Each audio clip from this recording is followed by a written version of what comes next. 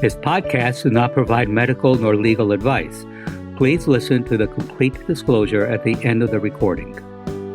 Hello and welcome to Everyone Dies, the podcast where we talk about serious illness, dying, death, and bereavement. I'm Marianne Matzo, a nurse practitioner, and I use my experience from working as a nurse for 46 years to help answer your questions about what happens at the end of life. And I'm Charlie Navarrete, an actor in New York City, and here to offer an every-person viewpoint to our podcast. We are both here because we believe that the more you know, the better prepared you are to make difficult decisions in the middle of a crisis. So, welcome to this week's show. Please relax, get yourself something comforting, a long, cool drink, and maybe some strawberry pie. And thank you for spending the next hour with Charlie and me as we continue our series about death in a digital age. Like the BBC, we see our show as offering entertainment, enlightenment, and education, and divide that into three halves to address each of these goals. Our main topic is in the second half, so feel free to fast forward to that yakety-yak-free section if you need to. In the first half, Charlie talks about the death and burial in ancient Greece and has a traditional Greek funeral food as our recipe of the week. In the second and third half, I'm going to talk about death in the digital age with our guest, Nikki Weiss, who is the CEO and founder of the Final Playbook. It used to be, as Buzz Lightyear said, that we would go to infinity and beyond. But in the digital age, we can go to death and beyond. So, Charles, how are you? Death and beyond. Seriously, we can literally, in the digital world, never die. Oh, right. Yes. Our podcast will be available forever. You know, I thought I heard it somewhere, and I didn't. Okay. Yes, that's where I heard it from you a few minutes ago. Thank you. So, where should we begin? Yes, what? Well, speaking of infinity, we could go all the way back to the Greeks. There is, as all the telescopes taking these magnificent pictures of other galaxies, there's one thinking that maybe it's not just that, stars and galaxies and planets and the junk that we keep putting into space just keeps going and going, but at some point it comes back around. Of course, that would take billions and billions of years, but just that idea, it expands, but at some point it might actually come back around. Wasn't that an episode of a Star Trek movie? I'm sure it was. If not, it should be. Yes, it should. I'm gonna write to Gene Roddenberry. No, he's dead. Okay. But nothing dies, so you could still write to him. Yes, nothing dies, but let's please remember, everyone dies. Catchy title. It is a catchy title. It is a catchy title. Somebody had thought of that. I know. So, folks, in our first half, the Metropolitan Museum of Art has a collection of funeral art that you can visit in person or online. The link is in the show notes. The ancient Greek conception of the afterlife and the ceremonies associated with burial were well established by the 6th century BC. In the Odyssey, Homer describes the underworld, deep beneath the earth, where Hades, the brother of Zeus and Poseidon, and his wife, Persephone, reigned over countless drifting crowds of shadowy figures, the Shades, of all those who had died. It was not a happy place. Indeed, the ghost of the great hero Achilles told Odysseus that he would rather be a poor serf on earth than lord of all the dead in the underworld. The Greeks believed that at the moment of death, the psyche, or spirit of the dead, left the body as a little breath or puff of wind. The deceased was then prepared for burial according to the established rituals. ancient literary sources emphasize the necessity of a proper burial and refer to the omission of burial rites as an insult to human dignity. Relatives of the deceased, primarily women, conducted the elaborate burial rituals that were customarily of three parts. First, the prothesis, laying out of the body, the ekphora, funeral procession, and number three, the internment of the body or cremated remains of the deceased. After being washed and anointed with oil, the body was dressed and placed on a high bed within the house. During the prothesis, relatives and friends came to mourn and repay their respects. Lamentation of the dead is featured in Greek art when vases were decorated with scenes portraying the deceased surrounded by mourners. Following the prothesis, the deceased was brought to the cemetery in a procession, the ekphora, which usually took place just before dawn. Very few objects were placed in the grave, but monumental earth mounds, rectangular built tombs, and elaborate marble stelae and statues were often erected to mark the grave and to ensure that the deceased would not be forgotten. Immortality lay in the continued remembrance of the dead by the living. The women of classical Athens made regular visits to the grave with offerings that included small cakes and drinks. Koliva is a sweet wheat berry salad with nuts, seeds, pomegranate, raisins, and spices. This highly nutritious and filling salad is traditionally served after a Greek Orthodox funeral or on Memorial Days. Greeks perform a ceremony, menosimo, either at the church or at the cemetery in memory of the deceased 3 days after, 9 days after, 40 days after, 3 months after, 6 months after, and a year after the day a person dies. On those memorial days, Koliva is served. Koliva is usually decorated with cross shapes on top or with lit candles which served in the church. Koliva decorations are made using walnuts, almonds, raisins, and icing sugar. Bon appetit, everyone. Please go to our webpage for this week's recipe for Koliva and additional resources for this program. Your tax-deductible donations are always welcome so that we can continue to offer you quality programming. Thank you in advance for making your donation at www.everyonedies.org. That's every, the number one, dies.org. Marianne? Thanks, Charlie. A few weeks ago, we talked about what would likely be the causes of death in the next decade, and we have that link in the show notes. Writing that show suggested another major shift that we can see coming, and that is the increased integration of digital legacy management.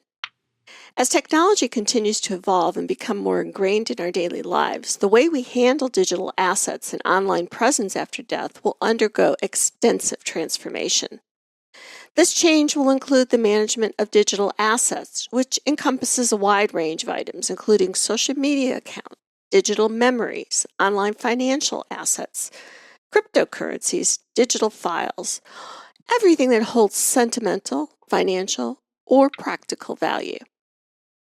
The concept of digital legacy encompasses all the digital information a person leaves behind after death, including social media profiles and accounts, emails, personal blogs, and other digital assets. According to Carolyn Romano, the management of digital legacy will become a critical aspect of estate planning.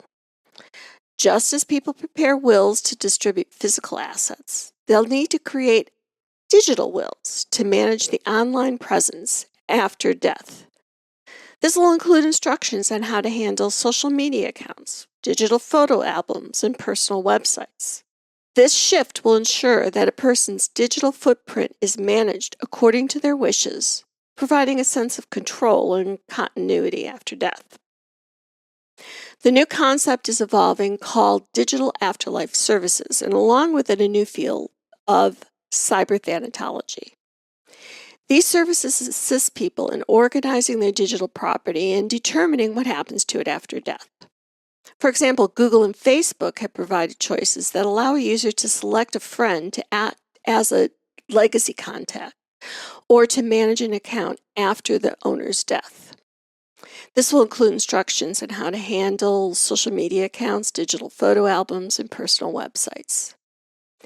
Management and transfer of digital assets after death have become increasingly pertinent in estate planning. Management and transfer of digital assets after death have become increasingly pertinent in estate planning, necessitating the inclusion of digital assets in living wills to facilitate their transfer to family members. According to White, without specific instructions in a living will, the handling of these assets can become complicated, as access may be restricted due to privacy policies or terms of service agreements. Therefore, incorporating provisions for digital assets in living wills not only ensures smoother asset distribution, but also lessens potential legal and emotional challenge for surviving family members during a time of bereavement. Managing digital legacies will become an increasingly important ethical and legal issue. Because digital assets are gaining more emotional and financial value, the issues of ownership and transfer of ownership after a particular person's death will arise. These are some of the issues that legislatures and policymakers are slowly recognizing, and as a result, laws and regulations concerning digital inheritance are becoming created. The dynamic environment will call for further discussion and flexibility so that the rights and preferences of people are protected in the digital afterlife. Have you considered what will happen to your treasured digital possessions when you die? Well, for that, please listen to our interview with Nikki Weiss. So we're back this week with Nikki Weiss, who's a digital legacy thanatologist and a death tech thought leader and founder of My Final Playbook systems app. And we talked last week about our digital presence and what happens if both our phone and ourselves die, and how do people kind of get into our stuff. And we invited Nikki to come back and kind of help us with, so what do we do with, it seems, I don't know if y'all found this to be kind of complicated, but it seems kind of complicated. You know, if I want to do a trust, I go to a lawyer. So if I need to handle my digital life beyond death, you know, it used to be, you know, like Buzz Lightyear would say, to infinity and beyond. And we've somehow gotten pretty quickly to death and beyond, because even though we're physically not alive, our digital footprint lives long after us. So welcome back, Nikki Weiss. Thank you, Marianne. We had a great time the first one, so I'm looking forward to this one as well. So, Nikki, tell us what this is. What is the Final Playbook system? So my Final Playbook system came out of understanding that, you know, planning for this end of life is really not just about getting a will or a trust. And it's not just about setting up our bank accounts and the taxation. And we need to make decisions about long-term care. Do we want hospice? There's just a lot of decisions that need to be made in our, what we call our legal, financial, physical, and digital aspects of our life. And for many people, it is overwhelming. And they just don't have, talking to all of these professionals, and many of them are trying to upsell you or provide services, or you're just terminology that you're not familiar with. So my Final Playbook system is really, it's an online educational program and coaching opportunity to help people navigate and have these dare-to-ask conversations about death and dying. Because part of living is dying. We're all going to die. We're going to die one of three ways: either sudden and unexpected, or we're going to get a terminal diagnosis or some sort of condition that'll shorten our lives, Or sadly, like my father-in-law, who is just 94 years old and sitting in God's waiting room in a nursing home. He can't walk. He can't toilet himself. It's just waiting. Mm-hmm. But all of those need a plan, right? How can we set our life up so when the passing does happen, that those we leave behind are not left with the mayhem? And my Final Playbook system, we don't talk about grief or bereavement, although we acknowledge it, we're sensitive to it, but we are about the business of putting a plan together so that when you do pass, that your family can be in the moment of their grief instead of having to worry about, now where is that password to Dad's phone because I can't get in there to get to his bank account or to pay a bill or to shut down. I mean, even just shutting down accounts, to be able to shut down a utility account, sometimes you need that password. So my Final Playbook is to educate people on how to be best prepared in all four of those domains: legal, financial, physical, and digital. And, up until, I guess I'll go out on a limb and say up until now, we've been educating people about, be prepared, think the tough thoughts, get your will, do your advance directive. But at no time have we said to people, and do your digital stuff. Mm-hmm. So are we out of date, or has this digital need been something that happened in the last 5 minutes and we didn't know about it? I would say we're moving towards that, right? So if we take a step back and identify, if we just define what is digital. So nowadays, when you get your will done, is the lawyer emailing it to you and ask you to do a DocuSign? Well, when we did our trust, they gave us this huge binder with all the paperwork in it, and then they also sent it digitally. So we've got it like in two different ways. When did you do that? 5 years ago. Okay. That's probably the change that's happening now. So I would also say that the change is happening is that the technology, even in what they call law or legal tech.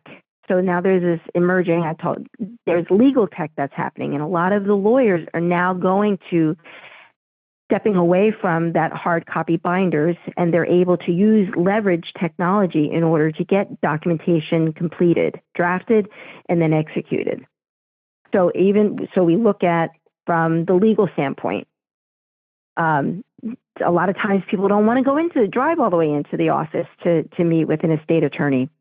They might be meeting via Zoom or virtual. That's digital. Mm-hmm. And then they draft, and the drafts being sent back and forth. That's considered digital. Mm-hmm. So let me ask, you received a digital copy of your estate. Where do you store your digital copy? In the cloud. Somewhere. In the metaverse. Think about it. I don't know where it is. Right? I mean, unless you took that email that had your and it has sensitive information in there. I'm assuming it's got, bank account, Social Security, like it's got sensitive information. So the fact that we don't know where I call it digital sovereignty, right? So what is our digital sovereignty? To be able to empower ourselves to understand who we're sharing our information with and how they share it back to us. So you have a hard copy, which is great. And hopefully you have that in a fireproof, waterproof file cabinet somewhere in your home, in a closet, in the back of your room somewhere. But that digital, if it's digital, then it's at risk for being hacked. Right. For someone else to grab it and it ending up on the dark web. Unless you secure it. And how do you secure it? One way the fact that it went through email, I'm assuming that a lot of the lawyers right now, this legal tech is very up on their privacy, right? So they're very involved with the technology that's being developed for privacy. So they have encrypted and very secured email servers. When I receive something from my lawyer, what I'll do is I will download it, and then I will put that document in a hard drive, what I call an external hard drive. Mm-hmm. Now, everything I'm going to share with you today could change tomorrow. So I would today download that digital asset, and I would put it on an external hard drive, like a thumb drive or a hard drive, and then I would put that hard drive in my crucial doc box, that waterproof, fireproof file cabinet, file box that I have. That's one way for me to secure it. I would also and then delete. Make sure that whatever I have is either deleted or I have it in another secured place. So there are companies that provide very secure platforms. Like if anybody's storing anything of sensitive information on their Google Drive, that's at risk. But Dropbox, Box, AWS, which is Amazon's security platform, those are very secured. But I would just be very careful and mindful, right? This conversation is just to make people aware and to be mindful. Right. Or to even realize what we don't know in terms of thinking about the digital stuff, because you always hear, even if you delete something, it never really is deleted. It's, I don't know where it is. If it's in the cloud, it's floating around somewhere. And that's the thing. Even with your company and the work that you're doing, it made me think about, we really don't ever die, because our blogs are out there, our memes are out there. Everything that we do online can be found. Is that true? It can. So if you allow me, I'd talk some about the nefarious stuff, but there is some really cool benevolent technology that's being developed that will allow us to enhance our legacy, our digital legacy. So I get super excited about that as well. So okay. Yeah, we have to be very protective and aware. It's kind of like, when we leave our house, we lock the doors. We make sure the window's locked. We make sure that, the oven's turned off. Like, we do a check. And that's what I ask people to do. Just do your basic safeguard checks of your digital assets when you are engaged with it. At the same time, if there's somebody who wants to get into your house, they will find a way into your house. And that's just the reality of life that we live in today. Digital assets are the same way.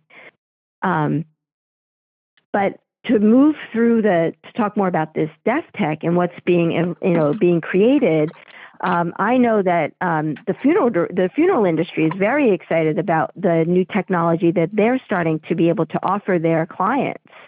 Even during COVID. So during COVID, that's probably where the pivot took, where funerals were initially being held in person on site at a funeral home, and then we pivoted to online Zooming funerals. And now we're kind of in a hybrid now. A lot of the funeral homes have added technology, cameras, where people can either have that option to come in, or they can be online in order to participate in a service, a celebration of life. And that service is now being recorded. So now that recorded service from the decedent is now a digital asset that the family can hold on to forever. Well, what does forever mean? Go ahead. Well, I had a friend who died, and I didn't know about it.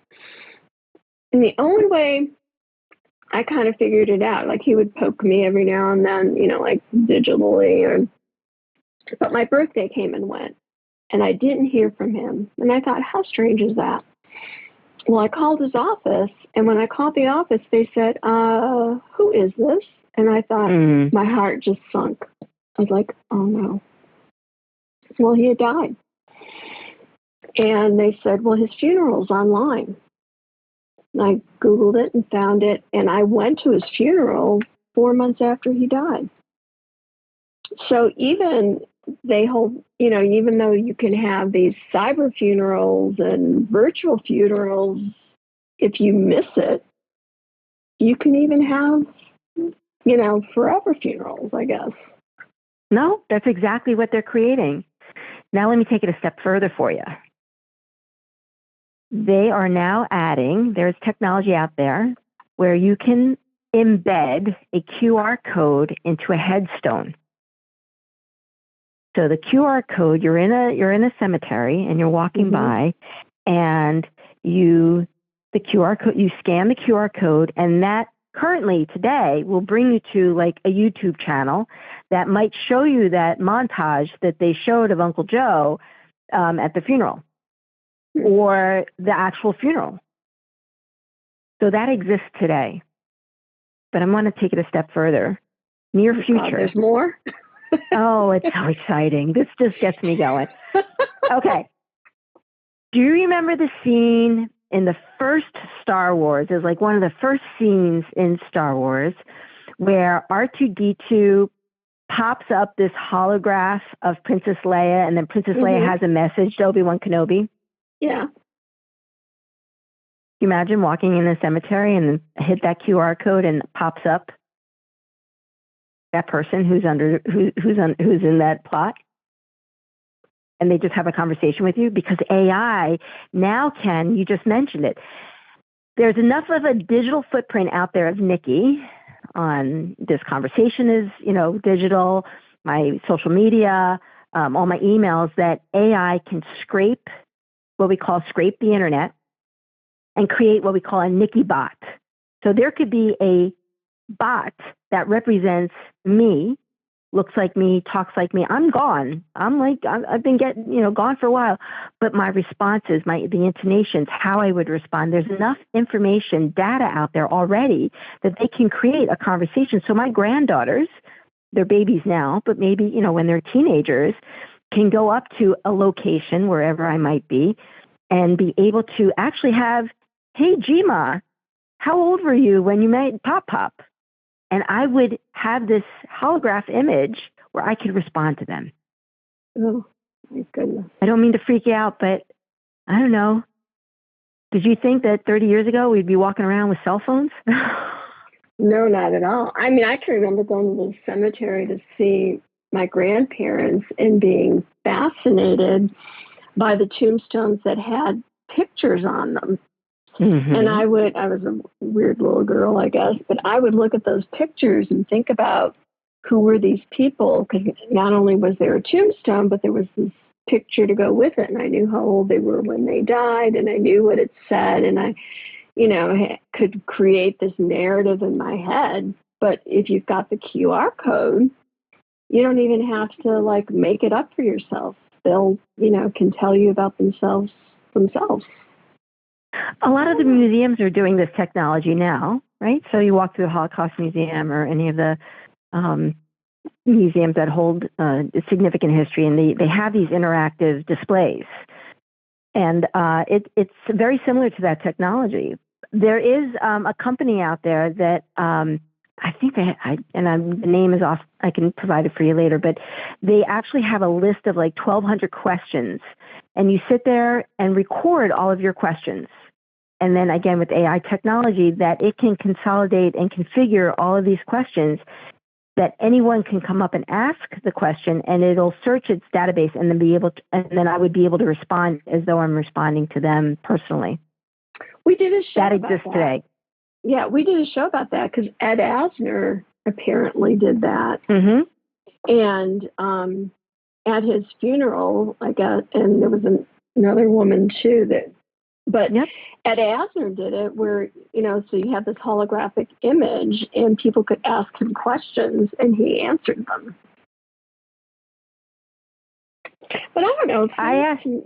It seems to me, if you got a question in terms of grieving in my family now, ask me now. Don't wait till I'm dead. It's very Black Mirror. If anybody has watched the television show Black Mirror, it is very Black Mirror.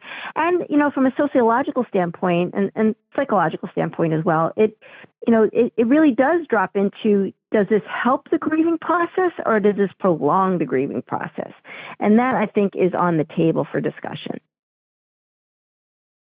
Well, also, the technology. You know, like at least now we can say, well, or I could say, I'm here now. If there's something you want to know, I'm here now. I'm not going to be here forever. And, you know, ask me now, talk to me now. But does that not kind of change that whole dynamic if you can say, well, you know, I don't have time to talk to you now, but after you're dead, I'm going to have some time and I've got some questions, you know? Like, does that interfere with the urgency that we might feel to talk with people while they're still here? A good question. But let me ask you, when you found out that this colleague friend of yours had passed and you had missed it 4 months later, how did you feel, even knowing you weren't there at the moment they were having the service, but the fact that you were able to experience the service in the past? What was that like for you? There was no comfort in that, honestly. In fact, what I did is I emailed his daughter and to find out what happened and, you know, to kind of just talk with her, because the funeral didn't give me the answer to the what happened. Did he suffer? Was it long? Was it short? You know, all it did was give me sort of this, I don't want to say superficial, but for lack of a better term, the superficial view of, you know, that public, here's the end.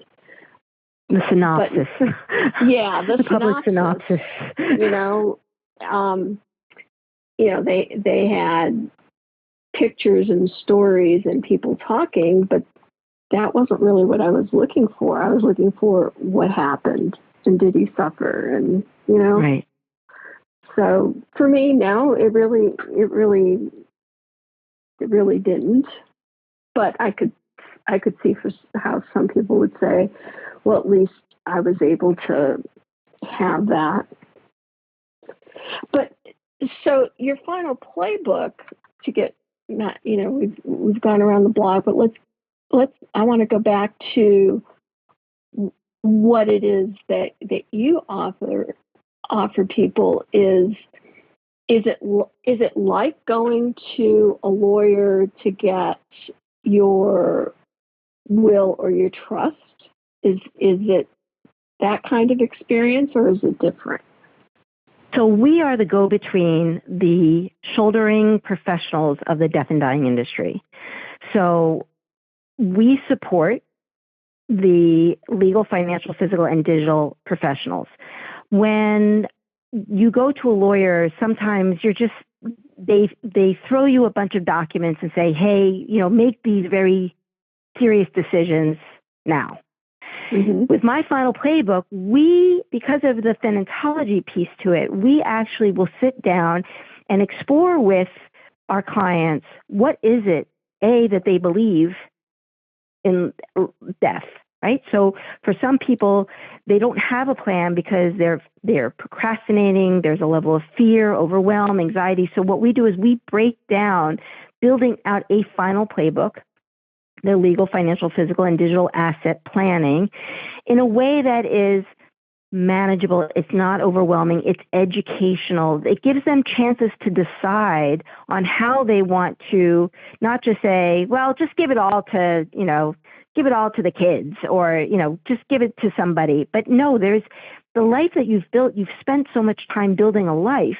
So you should spend a fair amount of time planning what that end of life might be. Now, for several of my clients, they are, I have about a handful of women, successful, never married, no kids. Mm-hmm. So, and a couple of them are estranged from their families. Mm-hmm. So for them, planning their estate, there needs to be a fair amount of thought involved. The others that I think about are blended families. Is also a very complicated situation that needs a lot of time to think about.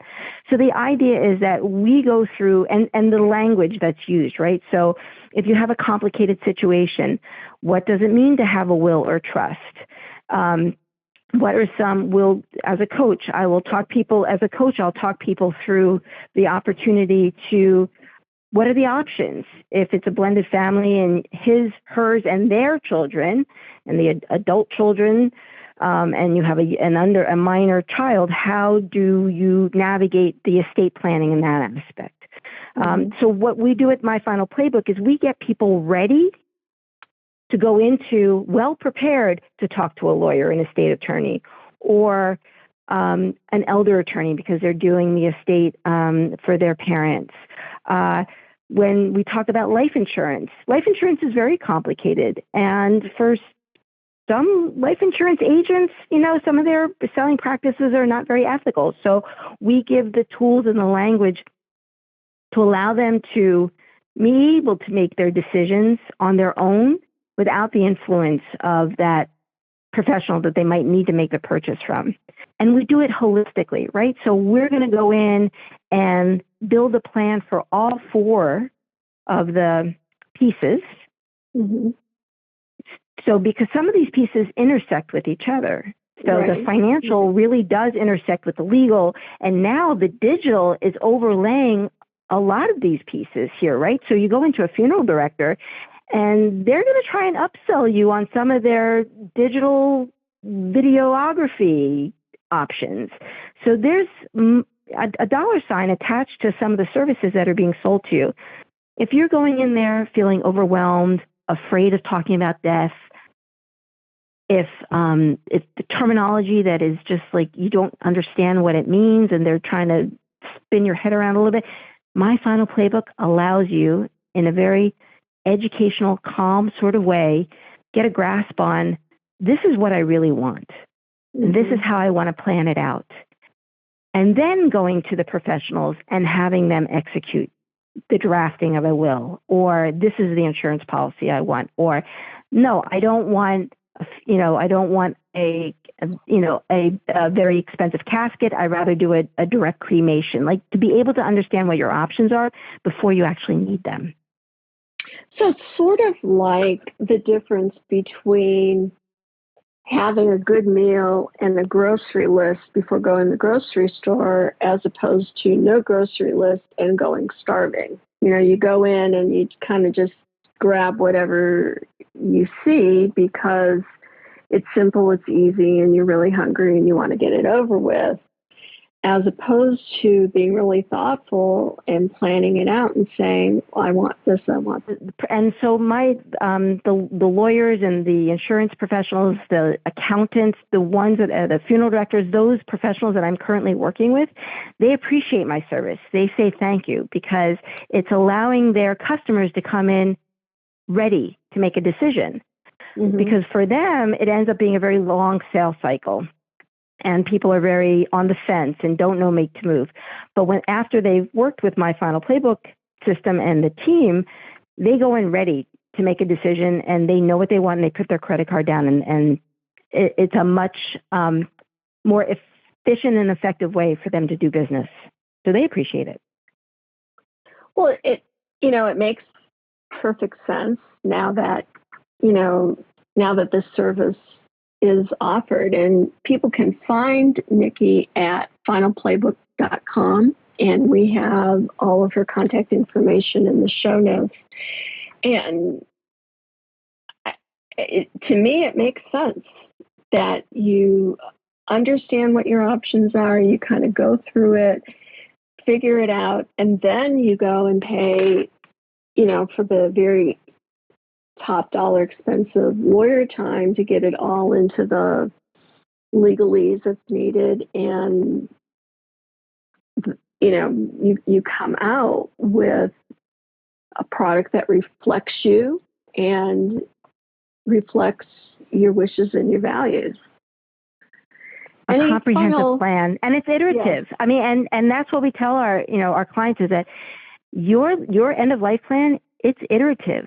what you plan today will change, in a few years. And I know that you've spoken about how, every few years you do need to be looking at your estate plan because people come and go, and divorces happen and marriages happen, and babies are born. So you need to constantly be iterating that end of life plan. And that's why we call it a playbook. Technology changes. You can say, well, I don't want this or I don't want that. But, technology changes. Something comes along and there's something new that's offered that wasn't there when you wrote out your plan 5 years ago. Oh my gosh, just in the funeral industry now, do you want to become, some of the green options are getting super interesting. I just recently consulted with a client who they had the husband's ashes, but she didn't know what to do with them. He loved the garden, and he loved to make rock statues. And there is a company out there that will take the ashes and turn it into this beautiful stone. She didn't realize that was an option. Glasswork, they're, taking the ashes and putting into different pieces of artwork, glass painting, jewelry. So even burial at sea, some people are becoming like coral down at the bottom of the sea. I know there's several vendors that offer that burial at sea, which is very green. You got to write it down. You got to write it down. You got to think about it. Well, Nikki, I so appreciate you taking the time to talk with us today. And to our listeners, please check out finalplaybook.com and think about working with Nikki and getting your things in order, because it'll be so much better. Get it off your mind and make it easier for the people you leave behind. So thank you, Nikki. Thank you. We just want to say a peace of mind for those you leave behind. That's our tagline. Thank you. Oh, is it really? Yeah, peace of mind for those you leave behind. I just said that right out of my head. So there you go. Thank you so much for this opportunity. Thank you. Marianne, you know what? I know about this digital stuff, but listening, to all the information, jeepers. Because, I often talk about, having, documents being prepared and all that sort of stuff.